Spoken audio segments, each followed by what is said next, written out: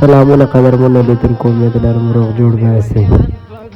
نن مې د 14 ویجاړ، ویران او وران خراب برباد بازار ویډیو درته وکړم. راځئ مینهوالو سره شیر کړم چې څوک شته او که نشته. دا د جمعې ورځ او خالي بازار، خالي بلاک، خښتې او ډکې نالېګانې په نظر درځي. انسانان به هم په شمار، د ګوتو په شمار به درته په نظر راځي. ورځ به وه د جمعې، وروره بازار کې به ها و خلک به ول، رونق به او تاسو اوس وګورئ د جمعې په ورځ باندې دا وران بازار صرف تاسو ته په نظر ښکاري. ډېر مې زړه هم خفه شو.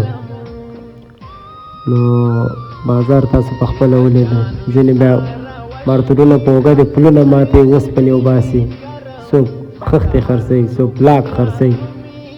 نو دا ټول بازار کې یو د جامع مسجد پاتې ده او یو د شاهي کوټو جومات پاتې ده چې هغه یو کال هم نه کېږي. ډېر ښایسته یې جوړ کړی و، ډېر په زړه پورې جومات ده. کله کله دا لمونځ پکې هسې خوند کوي، نو هغه هم پاتې کېږي. نه پوهېږو په دې اړه چې شهید به یې کړي که نه کړي. دا د حاجي ګل عالم دوکانونه ورته خلکو وویل چې دا به کله ځي، دوی هم وران کړل، ختم یې کړل. نو داسې وه چې بازار او د کیمپ دا 100% مکمل ختم دی. دلته یو محبت پاتې دی، دا هم روان دی. د خیر دا څو ورځې کې دا د بازار حال تاسو په خپله ویډیو کې ګورئ. نو نور معلومات به ورسره هم شریک کوم. بیا وروسته بیا کې 15 ته لاړو، 15 نه میلې ته لاړو. هغه حال هم را سره وګورئ، ویډیو تر پای وګورئ. نو بیا تاسو د 14 او د 15 بازار تاسو ته معلومات کېږي چې څوک شته که نشته. مننه.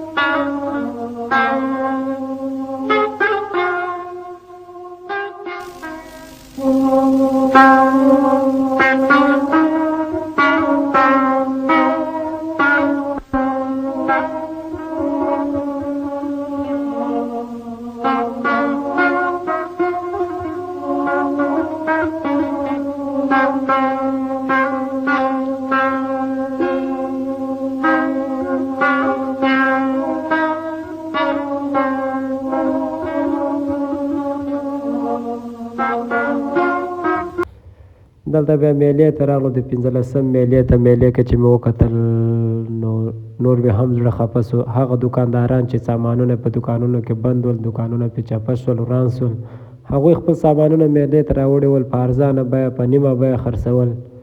موږ هم څه شاپینګ وکړو نو موږ سره نور هم داسې نور هم افغانان ول، خو زیاتره پکې سلو کې تقریبا 99% پاکستاني ول. هغوی ارزانه بیه سامانونه اخیستل او د خلکو خپل سامانونه خرڅول. دا وګوره نوې نوې بیټریګانې وې، چاړې وې او څادرونه ول، څپلۍ وې، میوې وې، بیټرۍ وې، ترمیزونه ول، هر څه ول.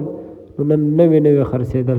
بیا مې د هغه نه وروسته د 15 د ټول بازار ویډیو شروع کړه. د امر سره تر پایه وګورئ. مننه.